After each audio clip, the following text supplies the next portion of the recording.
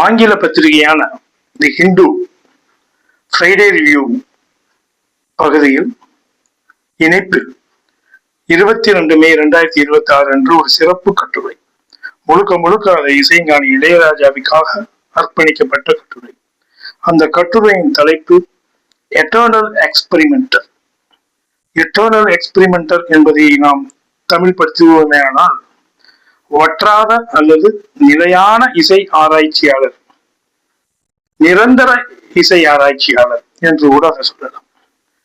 அப்படிப்பட்ட அந்த கட்டுரையில் நான் வாசித்த விஷயங்களில் புரிந்து கொண்ட ஒரு சில முக்கியமான கருத்துக்களையும் அதில் நமக்கு எழுந்த உச்சபட்ச கேள்வியும் இந்த காணொலியில் நாம் பார்க்க இருக்கிறோம்.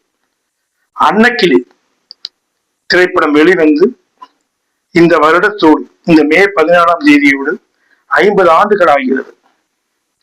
அன்னக்கிளி மே 14, 1976 வெளிவந்த திரைப்படம். அந்த மே 14, 1976 என்கிற தேதிதான் தமிழ் திரையுலகத்திற்கும் உலக இசை அரங்கிற்கும் ஒரு இசை புரட்சி பிறந்த நாள் என்று கூட அதை சொல்வது சால சிறந்தது.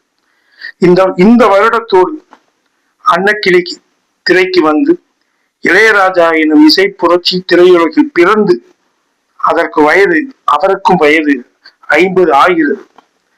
1000க்கும் மேற்பட்ட திரைப்படங்கள், அதற்கு ஈடாக பல்லாயிரக்கணக்கான திரை இசை பாடல்கள்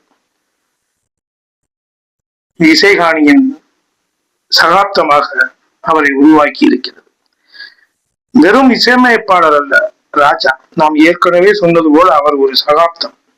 அவரது இசையை வகைமைப்படுத்துவதில் எந்த எல்லைகளும் கிடையாது. அனைத்து வகையான இசையும் நம் மனதிற்கு நெருக்கமானதாகவும் மானுடத்திற்கான ஊடுருவலையும் தாங்கி வருவதாக இசை என்றுமே அவருடைய இசை அமைந்திருக்கிறது. His music has no boundaries but has only rootedness. அவரது இசை எக்ஸ்ட்ராடினரி என்பதை விட rooted in the soil and human minds என்பதே நிஜம். பன்முகத்தன்மை கொண்ட இந்த தேசத்தில் அல்லது இந்த தமிழக நிலப்பரப்பின் வேறுபட்ட மண்ணின் மரபுகளை, வாசத்தை தன் இசையில் வெளிப்படுத்துகிற ஆற்றல் கொண்டவர் இசைஞானி என்கிற ராகதேவன். அதனால்தான் அவரது இசை பண்டிதனுக்கும் பிடித்தது, பாமரனுக்கும் புரிந்தது, பிடித்தது. Yes, his music equally belonged to the scholar and the farmer, the conservatory and the tea shop radio. அவரது அன்னக்கிளி திரைப்படத்தில் 2 கம்மிகள் இன்று வரை சிலாகிக்கப்படுகிறது.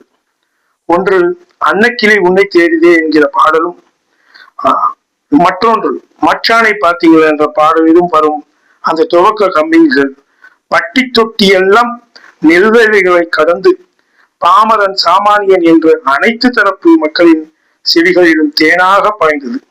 இன்றும் அதே தித்திப்பை கொடுக்கிறது. இதை நம்பாதவர்கள், ஏற்றுக்கொள்ளாதவர்கள், ஒத்துக்கொள்ளாதவர்கள் இப்பொழுதே இந்த நிமிடமே மீண்டும் 2 பாடல்களின் ஹம்மிங்கை கேட்டுவிட்டு உங்களது கருத்தை இங்கே பதிவிடுங்கள்.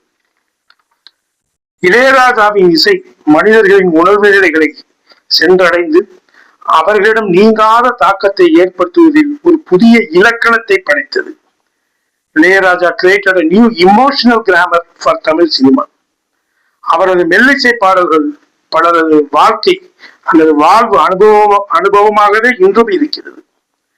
உறவாடும் நெஞ்சம் என்கிற படத்தில் வரும் ஒரு நாள் உன்னோடு ஒரு நாள் எனும் பாடலை சிலாகித்து சொல்லும் இந்த கட்டுரை, கோயில் புறா திரைப்படத்தில் இடம்பெற்ற அமுதே தமிழே என்கிற பாடலையும், ஈரவெளி காவியங்கள் என்கிற திரைப்படத்தில் பாடல்களையும் குறிப்பிட்டு இசை வடிவங்களோடு இணைத்து தொடர்பு படுத்துகிறது இந்த ஆங்கில கட்டுரை. சமீபத்தில் நாகரிக ஜென்சி உலகிற்கான வெப் சீரிஸாக வந்த மாடர்ன் லவ் சென்னையில் கூட பாவி நெஞ்சே என்கிற பாடலை பற்றியும் பேசுகிறது இந்த கட்டுரை. இந்த வெப் சீரிஸ் மாடர்ன் லவ் சென்னைக்கு இசை இளையராஜா அவர்கள். மோகமுல் திரைப்படத்தின் பாடலை சுட்டிக்காட்டி அரசியலுக்கும் கட்டுரையாளர், இன்னும் வெளிவராத 25 வருடத்திற்கு முற்பட்டு தயாரித்து வெளிவர வேண்டிய நிலையில் இருந்த காதல் சாதி திரைப்படம் இன்று வரை வெளிவரவில்லை. அதை இயக்கியவர் தனுஷின் தந்தை கஸ்தூரி ராஜா அவர்கள். படம் வெளிவராததற்கான காரணம் தெரியவில்லை. பாடல்கள், இசை இரண்டுமே இளையராஜா. மொத்தம் 4 பாடல்கள். காத்தே காத்தே என்கிற பாடல்களை இந்த கட்டுரையில் சுட்டி காட்டியிருக்கிறார்கள். காத்தே காத்தே பாடலை கடந்து என்ன மறந்தாலும் என்கிற ஒரு பாடலும், மனசே எம் மனசே என்கிற பாடலும், பொட்டலு காட்டுல என்கிற பாடலுமாக மொத்தம் 4 பாடல்கள் இன்றும் யூடியூபில் பலரால் கவனிக்கப்படாத பாடலாக இருந்து கொண்டிருக்கிறது.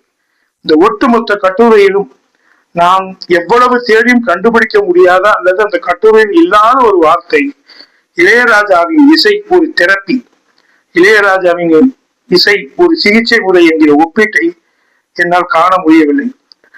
அப்படி ஒரு ஒப்பீட்டை நான் காண முடியாதது ஒரு ஏமாற்றமே. அப்படி ஒரு ஒப்பீட்டை இந்த கட்டுரையாளர் சொல்லாததில் மூலம் எனக்கு ஒரு சந்தேகம். இக்கட்டுரையாளர் இளையராஜாவின் இசையை இன்னும் ஆழமாக உணரவில்லையோ என்கிற எண்ணத்தை ஏற்படுத்தியது. Ilaiyaraaja is not only a eternal experimenter. He is an eternal therapist. And his music will be an eternal therapy until this universe exists.